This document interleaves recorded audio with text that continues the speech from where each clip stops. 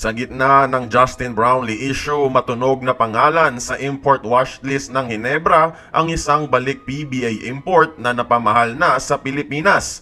At NBA's most anticipated rookie Wembanyama nakatapat pala ng isang player ng Ateneo noon. Pero bago natin pag-usapan, palike naman ng ating video bilang suporta.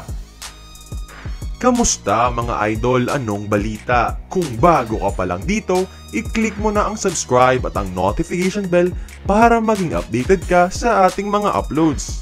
Wala nang mas inaabangan pa sa NBA ngayon kundi ang alien prospect Victor Wembanyama.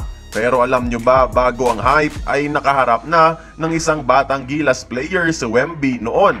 2019, nagkaharap sa Next Generation Basketball All-Stars si ngayoy Ateneo forward George Lazaro at si Wembanyama sa laban ng Team Asia versus Team Europe.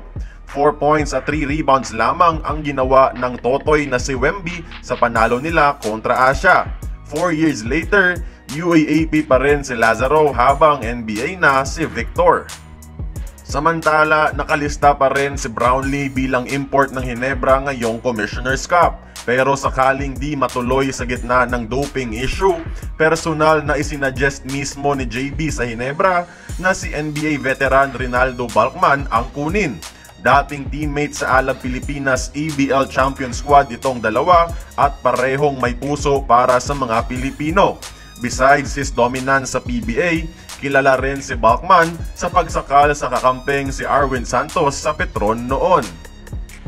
Nasa around 40 years old na ngayon si Balkman at huling naglaro sa PBA para sa San Miguel at recently sa Vismen Super Cup para sa Zamboanga kasama si Mario Chalmers. So in shape pa si Balkmania, and besides, siya yung tipo ng import na may parehong mentality kay JB, bagay sa NSD spirit ng Ginebra.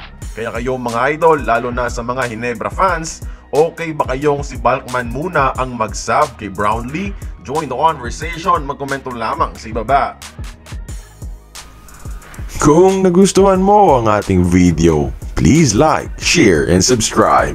I-follow mo na rin ang ating social media platforms for more exclusive sports content.